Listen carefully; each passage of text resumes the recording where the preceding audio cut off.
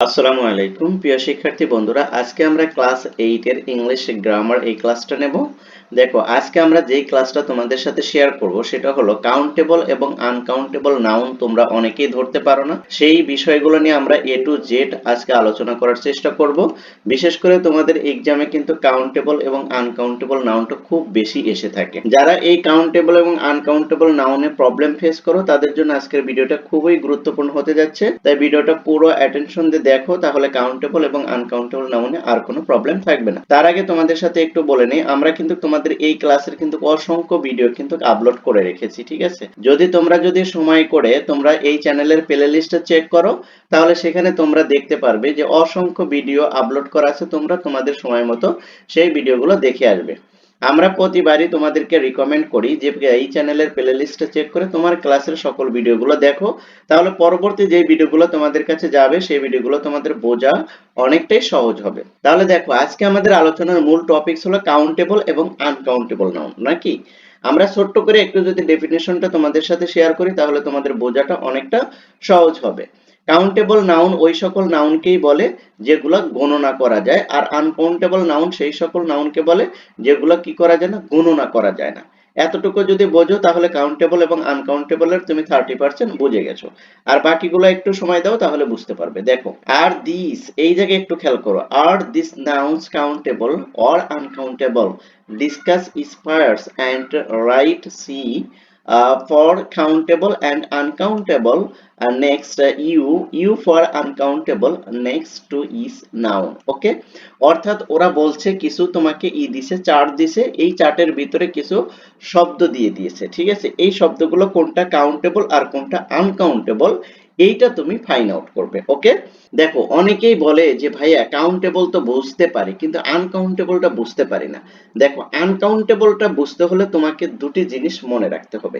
একটি জিনিস, যখন তুমি ওই যে নাউনের প্রকারভেদ পড়ছিলে না, proper noun, collective noun, abstract noun, তারপরে তোমার কনক্রিট নাউন, ঠিক আছে? এই যে নাউনের যে প্রকারভেদ পড়ছিলে ওইটা তোমাকে একটু ভালো করে পড়তে হবে, বুঝছো? ওইটা যদি ভালো করে দেখো তাহলে কিন্তু কাউন্টেবল এবং আনকাউন্টেবলটা খুব সহজেই তুমি বুঝতে পারবে। অর্থাৎ যেই নাউনগুলোকে তুমি গণনা করতে পারো এটা খুব সহজে তুমি বুঝতে পারো, কিন্তু যেই নাউনকে গণনা করা যায় না বা পরিমাপ করে বোঝাতে হয় বা পরিমাপ করে বোঝা যায়, তখন সেটা কিন্তু আনকাউন্টেবল হয়ে যাবে। তারপর আমরা এর আগে পড়েছিলাম ম্যাটেরিয়াল নাউন, তাই না? অ্যাবস্ট্রাক্ট নাউন, যেমন হ্যাপিনেস, তারপর অনেস্টি, এগুলো কি অ্যাবস্ট্রাক্ট নাউন না? এগুলো কি দেখা যায়, বোঝা যায়? এগুলো শুধু অনুভব করা যায়। আর কাউন্টেবল হচ্ছিল যেগুলো তুমি স্বচক্ষে দেখতে পারো, ধরতে পারো, ছুঁইতে পারো। আর আনকাউন্টেবলটা তুমি কি, অনেক সময় তুমি কি করতে পারবে না, ধরতে পারবে না, ছুঁইতে পারবে না, ঠিক আছে? এটাও তোমাকে মাথায় রাখতে হবে। তাহলে কিন্তু তুমি কাউন্টেবল এবং আনকাউন্টেবলের যে মানে তোমার ভিতরে যে জড়তাটা, এটা কিন্তু খুব সহজেই তুমি দূর করতে পারবে। ওকে, তাহলে আমরা এক্সাম্পল গুলো দেখি, এক্সাম্পল গুলো দেখলে কিন্তু আমরা অনেকটাই বুঝতে পারবো। দেখো, ওয়াটার, ওয়াটার এটা কি আনকাউন্টেবল, ইউএনএ কি আনকাউন্টেবল। ওকে, দেখো, ওয়াটার তুমি কি কি করতে পারো, পারো না। তার মানে কি তুমি এটা কাউন্ট করতে পারো না, তবে তুমি এটা 1 লিটার 2 লিটার 3 লিটার করে মাপতে পারো, অর্থাৎ লিকুইড জাতীয়, ঠিক আছে? তরল জাতীয় যে পদার্থগুলো সেগুলোকে আমরা তখন কি বলবো, আনকাউন্টেবল বলবো। ওকে, তারপর দেখো ফ্রুট, এই যে ফল, দেখো ফ্রুট ফল, দেখো ফলটা কি আনকাউন্টেবল, ঠিক আছে? এখানে অসংখ্য ফল হতে পারে, তাই না? এটা কি আনকাউন্টেবল। তারপর দেখো কোকোনাট, কোকোনাটও একটা কিন্তু ফল, তাই না? আর ফ্রুটও একটা ফল, ফ্রুট কিন্তু ফল, মানে কি এখানে এই ফ্রুট বলতে কি ফল, ফলাদি, যেটা তোমার কি ফলের কোনো শেষ নেই, ঠিক আছে সেটা। আর কোকোনাট একটা নির্দিষ্ট করে বুঝাইছে, দেখো এই যে কোকোনাট, কোকোনাটটা কি একটা নির্দিষ্ট করে বুঝাইছে না, যার কারণে এটা কাউন্টেবল হয়েছে, আর ফ্রুটটা হয়েছে হলো আনকাউন্টেবল। ওকে, এতটুকু বুঝতে হবে। তারপর দেখো ব্রেড, এই যে রুটি, রুটিটা কি আনকাউন্টেবল, ঠিক আছে? রুটিটা আনকাউন্টেবল। তারপর ডিভিডি, দেখো ডিভিডি এটা কি কাউন্ট করা যাইতেছে, কাউন্ট করা যেহেতু যাইতেছে তাহলে এটা কি হয়ে যাবে, তাহলে এটা অটোমেটিকলি কাউন্টেবল নাউন হবে, ঠিক আছে? আর ব্রেড এটা কিন্তু তুমি কাউন্ট করতে পারছো না, ঠিক আছে? ব্রেড তুমি এটা কাউন্ট করতে পারছো না, যার কারণে এটা কিন্তু আনকাউন্টেবল। ওকে, মিট, আচ্ছা এইটা বলো তোমরা, মিটটা কি হবে বলো? মিট হচ্ছিল মাংস, তাই না? মিটটা কি, মিটটা, হ্যাঁ মিটটা হচ্ছিল তোমার আনকাউন্টেবল, আনকাউন্টেবল। ওকে, মিটটা কি আনকাউন্টেবল, এটা কি গুইনা গুইনা কি করে না, এটা ওয়েট করে মাপ দিতে হয়, তাই না? তাহলে এটা কি আনকাউন্টেবল। তারপরে দেখো এই যে এখানে আছে যে বল, এই যে দেখো 7 নম্বরে বল, এটা তুমি গুনতে পারো, অবশ্যই তুমি গুনতে পারো, যার কারণে এটা কি হবে, কাউন্টেবল হয়ে যাবে। এটা কি হবে, কাউন্টেবল। আবার দেখো স্যান্ডউইচ, স্যান্ডউইচ এটা কি, স্যান্ডউইচটা এটা কি কাউন্টেবল না, কাউন্টেবল, তাই না?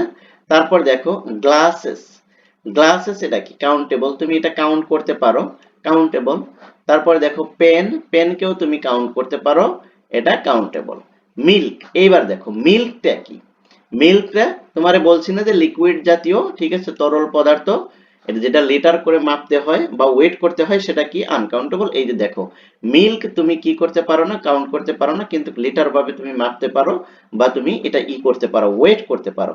সেই ক্ষেত্রে এটা কিন্তু কি হয়েছে দেখো, এই যে আনকাউন্টেবল হয়েছে। ঠিক আছে, একটু বোঝার চেষ্টা করো যে আনকাউন্টেবল এবং কাউন্টেবল গুলো কিরকম, এর শব্দগুলো কি, এটা বুঝলেই কিন্তু তুমি এটা পুরোটা বুঝে যাবে। চেয়ার, চেয়ারটা তুমি গণনা করতে পারো, তাই না, যার কারণে এটা কিন্তু কি কাউন্টেবল নাউন হয়েছে। তারপর দেখো এই যে পেট্রোল, পেট্রোলটা কি, পেট্রোল এটা কি দেখো বলো তো, এখানে দেখো এটা হয় নাই, ঠিক আছে, এই যে আনকাউন্টেবল, ঠিক আছে, পেট্রোল এটা কি আনকাউন্টেবল, পেট্রোল কি আনকাউন্টেবল।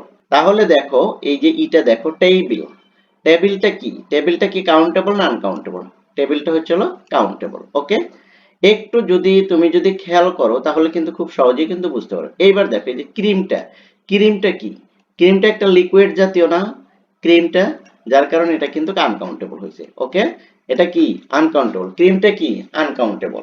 তারপর দেখো মানি, অনেকেই বলে যে আমাকে বলছে যে ভাইয়া আসলে মানিটা কিভাবে কাউন্টেবল হয়, তাই না, আনকাউন্টেবল হয়, মানি তো গোনা যায় 1 টাকা 2 টাকা, আরে ভাই এটা না, মানি, এই মানি মানে তোমার টাকা না, মানি মানে কি টাকা বলছে, টাকা বলে নাই, ঠিক আছে, মানি মানে হচ্ছিল তোমার কি অর্থ, যেটা আমরা বলি, ঠিক আছে, অর্থ, ঠিক আছে, মানি মানে কি অর্থ বা সম্পদ, এই সম্পদটা কি আনকাউন্টেবল। ঠিক আছে, যদি বলতো 100 টাকা, 2 টাকা, 30 টাকা, তাহলে এটা কিন্তু কাউন্টেবল হয়ে যেত। ঠিক আছে, টাকা যদি বলতো তাহলে কাউন্টেবল হয়ে যেত, আর মানি যখনই বলছে তখন এটা কি আনকাউন্টেবল হয়ে যাবে। ওকে, তারপর দেখো এই যে ওয়েল, ওয়েল এটা তোমরা তো জানোই, সবাই জানো তেল, এটা আমরা জানি, তাই না, এটা কি আনকাউন্টেবল। তারপরে আরেকটা আছে ইনসেক্ট, ইনসেক্ট এই যে পোকামাকড়, এটা কি কাউন্টেবল। ওকে, কাউন্টেবল। তারপর সোফা, সোফা এটা কি, সোফাটা, সোফাটা কি কাউন্টেবল না আনকাউন্টেবল, সোফাটা হচ্ছিল কাউন্টেবল, সোফাটা কি কাউন্টেবল, আর সোপটা হচ্ছিল আনকাউন্টেবল, সোপটা কি, সোপটা হচ্ছিল আনকাউন্টেবল। ঠিক আছে, এটা তুমি যদি একটু ভালো করে দেখো তাহলে ভালোভাবে বুঝতে পারবে। ঠিক আছে, আর যদি একটু যদি ভাষা ভাষা করে দেখো তাহলে কিন্তু তোমার বোঝাটা অনেকটাই কঠিন হবে। ওই যে কাউন্টেবল আনকাউন্টেবল নাউন থেকে যখন কোশ্চেন আসে তখন কিন্তু ভুলটা এই সবচেয়ে বেশি স্টুডেন্টরা করে কোন জায়গায় জানো, আনকাউন্টেবল নাউনে যা। ঠিক আছে, একটু যদি ইয়েতে পড়ে যায় তাহলে দেখা গেল যে সবগুলো গুলায় ফেলছে, একটা ভুল হলে দেখা ফিল ইন দ্য গ্যাপ, একের পর একটা ভুল ভুল ভুল ভুল হয়েই যাচ্ছে। কারণ আমরা দেখছি যখন আমরা ক্লাসের স্টুডেন্টদের খাতাগুলো দেখি ওদের এক্সামের, তখন আমরা দেখতে পারি যে ওরা কোন কোন জায়গায় বেশি ভুল করে। আমাদের দেখা হিসাবে আমার আমি খাতা দেখে যে অভিজ্ঞতা থেকে বলছি সেটা হলো যে ওরা সবচেয়ে বেশি ভুল করে হলো আনকাউন্টেবল নাউনে। ঠিক আছে, তা আশা করি তোমরা বিষয়টা বুঝতে পেরেছো। যাদের আনকাউন্টেবল এবং কাউন্টেবল নাউনে একটু সমস্যা আছে তাদেরকে বলবো যে এই চ্যানেলের প্লেলিস্টটা চেক করো, পূর্বে অনেকগুলো ভিডিও দেওয়া আছে সেগুলো দেখে এবং পরবর্তী ভিডিওগুলো দেখতে থাকো, ইনশাল্লাহ খুব সহজেই তোমরা কাউন্টেবল এবং আনকাউন্টেবল নাউনটা ভালোভাবে বুঝতে পারবে।